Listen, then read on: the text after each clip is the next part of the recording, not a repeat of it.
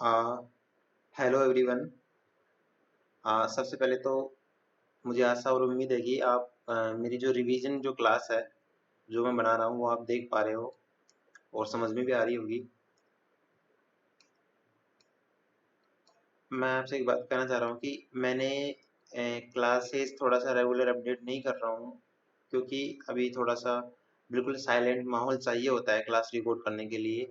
तो मैंने आज रात के 1 बज के 2 मिनट थोड़ा सा लेट हुआ हूँ क्लास बनाने में, क्योंकि मुझे सबसे बेस्ट टाइम यही लग रहा है कि सबसे साइलेंट माहौल यही होता है कि नाइट में 12 बजे बाद में या उसके रिलेटेड, क्योंकि सबसे बिल्कुल कीप साइलेंट माहौल होता है और क्लास बिल्कुल साइलेंट बन पाती है। तो एक तो आपसे रिक्वेस्ट है और सजेशन भी है कि शायद मैं जिस डेडिकेशन से क्लास बना रहा हूँ लेट एट नाइट तक भी, तो शायद आप उस शिद्दत से भी वो चीज़ें पढ़ें और देखें। और मुझे उम्मीद है कि वो चीज़ आपके समझ में आएगी अच्छे से, ठीक है ना। Best of luck. हम बढ़ते हैं आगे बिना टाइम वेस्ट किए हुए आपकी रिवीजन क्लास के लिए। जो हम आज जिस पाठ का रिवीजन करेंगे वह पाठ है संयुक्त राष्ट्र संघ संगठन एवं विश्व शांति में उसका जो योगदान है उसके बारे में हम थोड़ा सा देखेंगे। एक चीज है, जब हम किताब में देखते हैं तो उसका शीर्षक हमें मिलता है संयुक्त राष्ट्र संगठन एवं विश्व शांति स्थापना में योगदान, लेकिन एटलीस्ट वही बात है इसकी, ठीक है ना। 170 पेज में देखता हूँ किताब में, इसमें थोड़ा डिफरेंसेस है क्या। आप अपने सामने सबसे पहले किताब खोल के रखिए, किताब भी खोल के रखे ताकि आपको समझने में और भी आसानी होगी, ठीक है ना।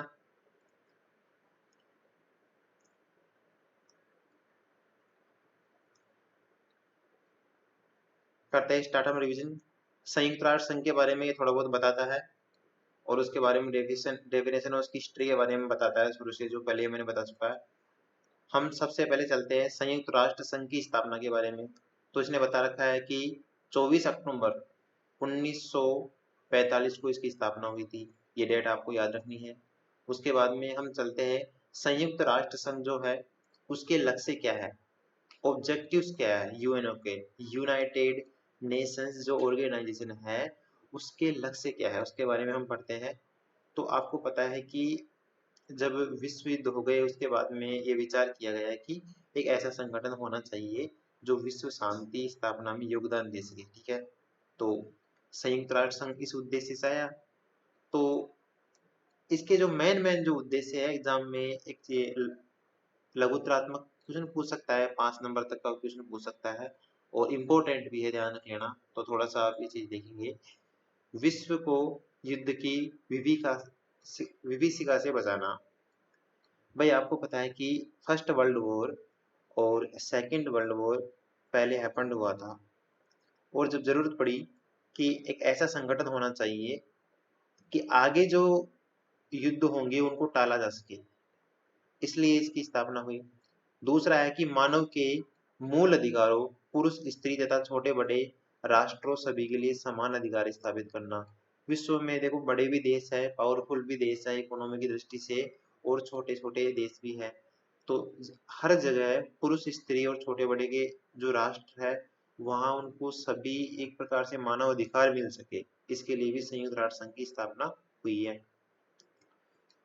उसके बाद में परस्पर राष्ट्रों को होने वाली संधियों के द्वारा लगाए बंधनों के प्रति आदर तथा न्याय बनाए रखना। एक देश दूसरे देश के साथ आपसी संधि बनाता है, आपसी संबंध बनाता है, राजनीतिक संबंध बनाता है और उनकी पालना हो सके, ये भी संयुक्त राष्ट्र संघ क्या करता है, निर्धारित करता है। उसके बाद में है सभी की सामाजिक उन्नति तथा लोगों का बेहतर जीवन स्तर प्रदान करना। तो ज्यादा कठिन नहीं है, सरल सरल उद्देश्य ही है कि भाई शांति के लिए इसको स्थापित किया गया था, ठीक है। मानव की मूल अधिकार मिल सके विश्व के छोटे से देश से लेकर बड़े देश तक के, ठीक है। और राष्ट्रों के बीच में आपसी जो संधियां होती है और आपसी जो बंधन लगाए जाते हैं एक दूसरे के प्रति, उनके अंदर एक आदर और न्याय का भाव रहे, ठीक है। सभी की सामाजिक उन्नति तथा लोगों के बेहतर जीवन स्तर प्रदान करना। भाई अभी आपको पता है कि लॉकडाउन सेकंड चल रहा है और एक प्रकार से वैक्सीनेशन लग रही है लोगों के। तो अब एक उदाहरण देखेंगे आप कि विश्व के कई ऐसे छोटे छोटे देश भी हैं जहाँ इतना मेडिकल इतना विकसित नहीं है कि वो अपने लिए वैक्सीन उत्पादन कर सके। तो क्या वहाँ के लोगों को वैक्सीन नहीं लगेगी? नहीं लगेगी, क्योंकि जो बड़े देश हैं और वहां से उनको वैक्सीनेशन पहुंचाई जाएगी। संयुक्त राष्ट्र संघ इस मामले में क्या करता है, पहल करता है अलग अलग संगठनों के माध्यम से, ठीक है ना। तो वह क्यों की उसने पहल? क्योंकि वो जानता है कि लोगों के बेहतर जीवन को प्रदान करना है उसको। तो काफी सारी चीजें होती है ना, तो याद कर सकते हो आप। उद्देश्य जब हम देखते हैं तो अंतर्राष्ट्रीय शांति स्थापित करना, सुरक्षा बनाए रखना, आर्थिक, सामाजिक व सांस्कृतिक, मानवीय किसी भी प्रकार की अंतर्राष्ट्रीय समस्या को सुलझाना, समान अधिकारों के लिए आदर एवं मित्रतापूर्ण संबंध कायम करना, और ये बोल रहा है कि उपयुक्त उद्देश्यों को प्राप्त करने के लिए कार्य को सुव्यवस्थित करने का क्या बनाना, केंद्र बनाना। एटलीस्ट शांति स्थापित करना है इसका उद्देश्य है, और एक दूसरे के जो भी राष्ट्र है उनमें मित्रतापूर्ण संबंध बने रहे, अंतर्राष्ट्रीय संधियां है उनमें आपसी समन्वय बना रहे, अंतर्राष्ट्रीय समस्या को सुलझाना भी इसका उद्देश्य है, ठीक है। और जो अधिकार जो दिए गए हैं, मानव अधिकार है, समान अधिकार है, उनमें एक आदर और मित्रतापूर्ण क्या रहे, संबंध रहे। इस तरह से आप याद कर सकते हो। एटलीस्ट बिल्कुल से रटना नहीं है, अगर 19-20 भी होता है एग्जाम में, अपनी लैंग्वेज के हिसाब से भी आप लिख सकते हो ना। इंपॉर्टेंट पार्ट है, क्वेश्चन आने के चांसेस पूरे हैं, ठीक है। आपको पता है कि सरकार ने घोषित किया है कि एग्जाम ही होंगे, तो आपको बिल्कुल से डेडिकेटेड होकर पढ़ाई करनी है। संयुक्त राष्ट्र के सिद्धांत, प्रिंसिपल्स ऑफ यूएनओ, सभी सदस्यों की प्रभुसत्ता का सम्मान करना, सदस्यों को चार्टर के अनुसार लगाई गई प्रतिबंधों का अपनी इच्छा के अनुसार पालन करना होता है। जो राज्य इसके सदस्य नहीं है वे भी संयुक्त राष्ट्र संघ के सिद्धांतों क्या करेंगे, अनुसरण करेंगे या अनुसार कार्य करेंगे, झगड़ों का निपटारा शांतिपूर्वक करेंगे। तो इसके कुछ सिद्धांत है जिन पे राष्ट्रों को चलना होता है, और ये भी चलता है, ठीक है ना। राज्यों की भूखंडता के विरुद्ध धमकी या बल प्रयोग से परहेज पर बल, सभी सदस्य संयुक्त राष्ट्र संघ को हर प्रकार से सहायता देंगे, और संयुक्त राष्ट्र संघ किसी भी राज्य के घरेलू मामलों में हस्तक्षेप नहीं करेगा। मान लो कोई भी राज्य है, जैसे भारत है, एक पूरा कंट्री है, हमारी क्या नीतियां रहेगी और हम हमारे लिए क्या नियम बनाएंगे, जो हमारे जो घरेलू जो मामले हैं जिन पर हम डिसीजन लेते हैं, उनके मामले में संयुक्त राष्ट्र संघ किसी भी तरह से हस्तक्षेप नहीं करेगा। जैसे घरेलू मामला क्या है हमारा भाई, घरेलू मामला यह है कि हम किस धर्म को मानेंगे, गाय की पूजा करेंगे या नहीं करेंगे, ठीक है। हमारी संसद में कितने सदस्य होंगे, कुछ भी हमारा जो आंतरिक मामला है उसमें संयुक्त राष्ट्र संघ कोई मतलब नहीं है, आंतरिक मामलों में हस्तक्षेप नहीं करेगा। हमारे एक देश के साथ दूसरे देश के साथ जो भी संबंध है, पॉलिटिकल्स जो भी हमने समझौते किए हुए हैं, उनमें कोई भी आंच नहीं आए और शांति बनी रहे, ऐसा संयुक्त राष्ट्र संघ का उद्देश्य होता है बस। और आंतरिक मामलों में कोई हस्तक्षेप नहीं करता, ठीक है ना। उसके बाद में सदस्यता, ये थोड़ा सा हिस्ट्री बताता है और सदस्यता के बारे में भी आपको बताता है। मैं वो टॉपिक आपको टच करवाऊंगा क्योंकि रिवीजन चल रहा है, जहां से एग्जाम में पुट अप हो सकता है, जहां से समझाने की मुझे जरूरत है। उसके बाद में यूएन की जो जनरल असेंबली है उसके बाद में बात करता है, महासभा की शक्तियां और कार्य बताता है। संयुक्त राष्ट्र संघ जो है उसके अलग अलग अंग है, और जो अलग अलग अंग है उनको अलग अलग कार्य सौंपे गए हैं, और अलग अलग कार्य सौंपे गए हैं, तो उस अंग का गठन बताया गया है कि किस तरह से उसका गठन होता है, कितने सदस्य होते हैं और उसके कार्य क्या होते हैं। क्लास में मैंने आपको अच्छे से रिवीजन करवाया था, आप यहाँ से पढ़ सकते हैं। चूंकि मैं इसको विस्तृत से इसलिए नहीं लेके चल रहा कि ये जो पूरा पार्ट है वो आपका डेस्क्रिप्टिव पार्ट है, यहाँ आपको ज़्यादा समझने की जरूरत नहीं है, यहाँ आपको समझना नहीं है, आपको रटना है कि भाई 5 सदस्य है, कितने सदस्य है, ठीक है ना।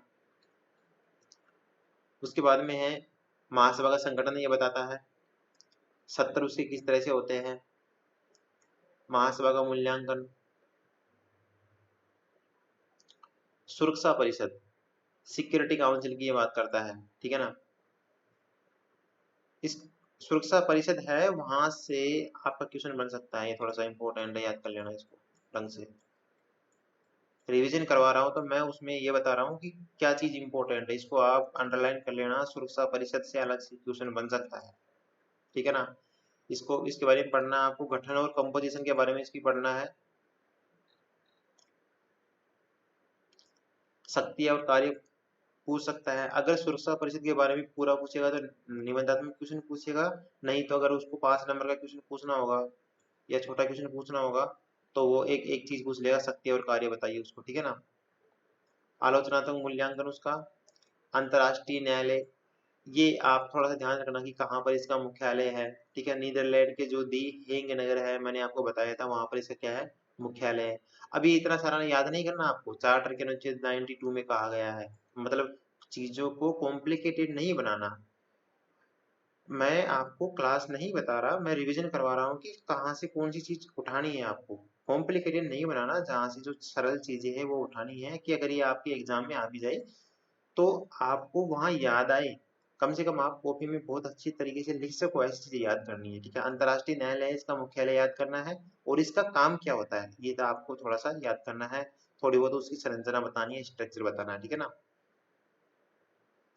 न्यायाधीशों का चुनाव मैंने आपको बताया था कि भारत में, भारत के न्यायाधीश थे और उनका चुनाव भी हुआ था, ब्रिटेन के न्यायाधीश को उन्होंने हराया था, तो ये अंतर्राष्ट्रीय न्यायालय में हमारा एक प्रकार से बहुमत था। कार्यकाल के बारे में बात करता है, ज्यादा नहीं टच करना है इसको आपको। शक्ति एवं क्षेत्राधिकार की बात करता है, किसकी बात कर रहा है, ये अंतर्राष्ट्रीय जो न्यायालय होते हैं उसके क्षेत्राधिकार की बात कर रहा है कि क्या क्या क्षेत्राधिकार होते हैं उसके, ठीक है। क्षेत्राधिकार को 3 भागों में बांटा गया है, ऐच्छिक क्षेत्राधिकार है, अनिवार्य क्षेत्राधिकार है और सलाहकारी क्षेत्राधिकार है, ठीक है। न्यास परिषद है, उसका क्या कॉन्ट्रीब्यूशन है, योगदान क्या है। आर्थिक तथा सामाजिक परिषद की बात करता है, सचिवालय तथा महासचिव की ये बात करता है। संयुक्त राष्ट्र से संबंधित विशेष एजेंसी है, स्पेशल एजेंसी जो यूएनओ की बात करता है, ठीक है ना ये। और संयुक्त राष्ट्र संघ की भूमिका, ये जो भूमिका है मेन चीज है, ये इसमें से अलग से क्वेश्चन नहीं बनेंगे। अगर इसका आपको करना है तो बड़ा क्वेश्चन आएगा, उसमें आपको भूमिका के रूप में लास्ट में ही लिखना है। विश्व शांति व सुरक्षा तथा संयुक्त राष्ट्र संघ के प्रयास किया, अलग अलग समय पर संयुक्त राष्ट्र संघ ने जो क्या क्या प्रयास किए, ठीक है। ईरान समस्या है, ठीक है ना।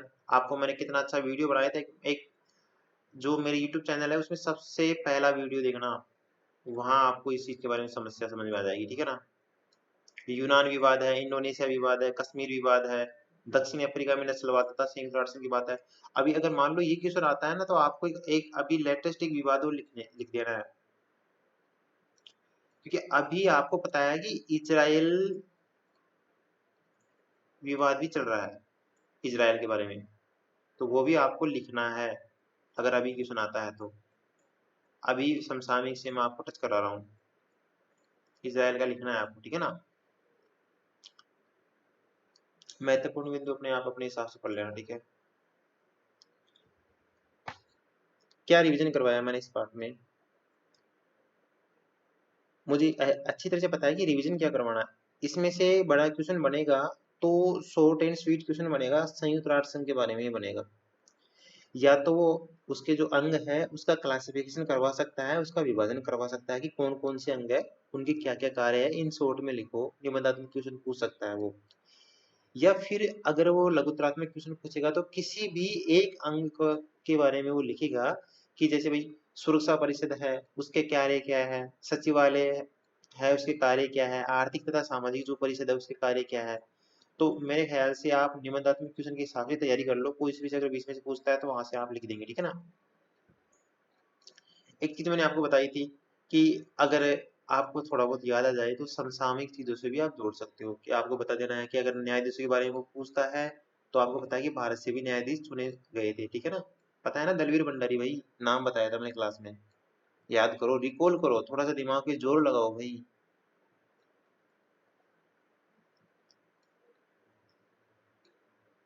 सुरक्षा परिषद इंपोर्टेंट है, ये टिक लगा लेना आप किताब में, ठीक है। शुरू की चीजें हैं जो आप इसकी स्थापना कब हुई है, ये थोड़ा सा याद रखना, वहाँ कंफ्यूज मत होना, 24 अक्टूबर 1945 को हुई है। और इसके उद्देश्य याद रखो। अब इस पाठ को याद करने का एक ही तरीका है, कुछ तो आप थोड़ी सी हिस्ट्री याद करो कि भाई विश्व, आपको पता है कि संयुक्त राष्ट्र संघ जो है, यूनाइटेड नेशंस ऑर्गेनाइजेशन जो है, वो एकमात्र उद्देश्य के लिए आया है, शांति के लिए।